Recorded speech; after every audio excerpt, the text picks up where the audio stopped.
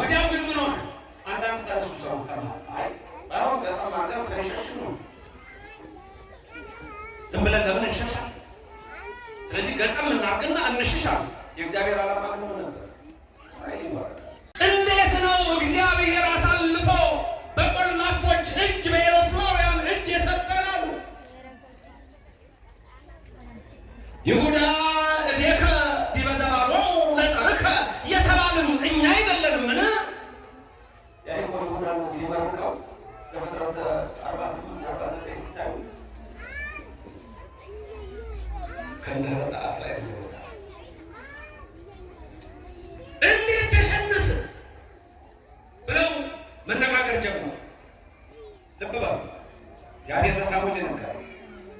1 እስራኤል ይመታል፣ 2 ፊናስና ፊን ይሞታል፣ 3 ኤሊራስ ይሞታል፣ 4 እግዚአብሔር ኢየሱስ ክርስቶስ ማለት ምክንያቱም ንጹህ በሆነው ባህሪያችንን አዋህዶ ከንጹህ ባህሪው የተነሳ ያደፈ ባህሪያችንን አንጽቶልናልና ዛሬ ደግሞ የሚገርም ስራ ሰራልን። ቀድሞ በምህረት ያገኘ ነው። ዛሬ ደግሞ በኃጥአን መካከል ቆሞ ሲጠመቅ አገኘ ነው። በዚያ በሚጠመቅበት ስፍራ ሴት እንደ ዛሬው ሕዝብ አልተከተለውም። ልብ በሉ ክርስቲያኖች፣ እዚያ ቀድሞት የዮሐንስ ስብከት ሲሰሙ የነበሩ ሰዎች ነበሩ እንጂ ከገሊላ ሲመጣ ገሊላ ክርስቶስን ተከትላ ወደ ዮርዳኖስ አልመጣችም። ኢየሩሳሌምም አልሰማችሁ።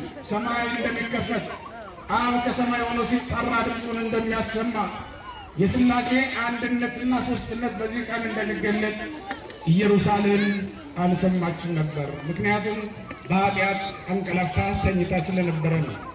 ወገኖቼ ለኃጢአተኛ ነፍስ እግዚአብሔርን ማወቅ አይሰጣትም። እግዚአብሔርን ማወቅ የማትችለው ደግሞ በቦታ ርቀት ምክንያት እንዳይመስላችሁ። ዘመንም ቦታ ቢያገናኛቸው ኃጥአን እግዚአብሔርን ሊያውቁት በፍጹም አይቻላቸው። ምክንያቱም እውቀት የነፍስ ገንዘብ ነው። ኃጢአት ነፍሳችንን ከእውቀት ባዶ ያደርጋታል፣ እውቀት አልባ ያደርጋታል። ያን ጊዜ እግዚአብሔርን ማየት ይሳናታል ማለት ነው። ለዚህ ነው ኃጢአት በጸናበት ዘመን ላይ በኃጢአት ትኖር የነበረችው ኢየሩሳሌም ሰማይ በሚከፈትበት ቀን እሷ ግን ምስጢሩን አልሰማችም። ኢየሩሳሌም የመንግሥተ ሰማይ ዜና በሚታወጅበት ቀን እሷ ግን የለችም። በኃጢአት ስንጥ ብላ ተኝታ ስለነበረ ከኃጢአት እንቅልፍ ሁላችንንም በንስሐ ይቀስቅሰን። ዛሬም ሥጋው ደሙ ሲሰጥ ያልነቃችሁ ሰዎች በኃጢአት አዘን ውስጥ እንዳላችሁ ነግራችኋል። ዛሬም ክብር ከቤተ ክርስቲያን በየቀኑ ለምዕመናን እየተሰጠ ባዷችሁን የምትመለሱ ሰዎች፣ አብራችሁ የመጡ ሰዎች ንስሐ ገብተው በእንባቸው ነፍሳቸውን አጥበው ጸድቀው ሲመለሱ እንደነበራችሁ ናችሁ የምትመለሱ ሰዎች ታሳዝናላችሁ። በእውነት እግዚአብሔር ዛሬም ጸጋውን ከቤተ ክርስቲያን አላቋረጠም፣ ይሰጣል። ምን አስጨነቃችሁ ስለ ካህኑ? ምን አስጨነቃችሁ ስለ ዘመኑ? ምን አስጨነቃችሁ ስለሚወራው ነገር? እናንተ ግን በክርስቶስ ንጹሐን ትሆኑ ዘንድ ተጠርታችኋልና አሁን የተጠራን ሁላችን ቀድሞ ገሊላም ኢየሩሳሌምም ያልተከተለችውን ክርስቶስን ተከትለን ነው ወደ መጠመቂያው ስፍራ ወርደን የነበር። አሁንም ደግሞ የተመለሰ ዛሬ ኢየሱስ ክርስቶስ ከተጠመቀ በኋላ ወደ ገዳም ነውና የሄደው። በዚህ ቀን የተመሰረቱልን ነገሮች ብቻ ልንገራችሁ። አንደኛው ጥምቀት ነው። የብሉይ ኪዳን ጥምቀት ዛሬ አቆመ። ዮሐንስ አፈወርቅ እንደተናገረው አጸዋ ለምታጥፊ ዋራ የብሉይ ኪዳኑን ዘጋ። የብሉይ ኪዳን ጥምቀት ልጅነትን ያሰጥ አልነበረምና የሐዲስ ኪዳኗን ጥምቀት ደግሞ መዝገበ ወሉድ የምትባለው ጥምቀት እንደገና ከፍተልን ማለት ነው። ይሄ አንዱ ነው። ሌላው ሥርዓተ ገዳምን የተመሰረተው እዚህ ቀን ነው። ክርስቶስ ከተጠመቀ በኋላ ሳይውል ሳያድር ወዲያው ነው ወደ ገዳም ስለሄደ መንፈስ ቅዱስን የተቀበለ ሰው በዓለም ምን አለ? የእግዚአብሔር ጸጋ የሞላባት ነፍስ ከዓለም ጋር ምንም ዝምድና የለም። ዓለም አይጣፍጣትም፣ ወሬው አይስባት፣ መዝናኛው መዝናናቱ አይማርካት፣ ሌላውም ነገር አይስባት። ምክንያቱም በመንፈስ ቅዱስ ጣዕም ስለተሞላች ነው። የመንፈስ ቅዱስን ጸጋ ላልተቀበሉ ሰዎች ዝማሬው አይጣፍጥም፣ ዘፈን ይሻላቸዋል።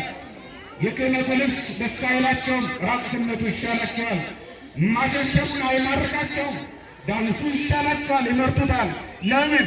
ከመንፈስ ቅዱስ ጸጋ ስለተለዩ ጣዕሙን ስለሚያረቅባቸው ነው። ለታመመ ሰው አጣፍጣችሁ ሰርታችሁ ብትሰጡት ምን ያደርግልታል? አይጣፍጠው።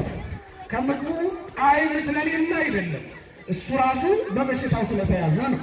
እናም ኃጢአት ለጸናችባት ነፍስ ምንም ነገር አይጣፍጣት። ይኸውላችሁ እናንተ እየዘምራችሁ ስትመጡ እኮ መጠጥ ቤት ሆነው ያሳለፋችሁ ሰዎች አሉ። እናንተ እያሸበሸባችሁ እኮ ሆቴል ላይ ሆነው የቀረጿችሁ ሰዎች አሉ። ክርስቲያኖች ናቸው፣ ግን የሉም፣ በአገልግሎቱ አልተሳተፉም። ወገኖቼ ክርስቶስን በስም ሳይሆን በግብር መሳተፍ ግድ ይላል። በስም የተጠሩ በጉባኤው የዋሉ እነ ይሁዳም ነበሩ፣ ሌሎችም አሉ በስም የማናውቃቸው፣ ግን ለልጅነት የበቁ በግብር እሱን የመሰሉት ናቸውና በግብር ልንሳተፍ ይገባናል። ዛሬ ስርዓተ ገዳምን መሰረቱ የተጣለው ዛሬ ነው። ሌላው ስርዓተ ምዕመናንም ዛሬ ነው መሰረት ከተጠመቅን በኋላ እንዴት መኖር እንዳለብን የተማርነው ዛሬ። ኢየሱስ ክርስቶስ ከተጠመቀ በኋላ ወደ ገዳም ሄዱ። አባቶቻችን ምን ይላል? ሳትሉ ሳታድሩ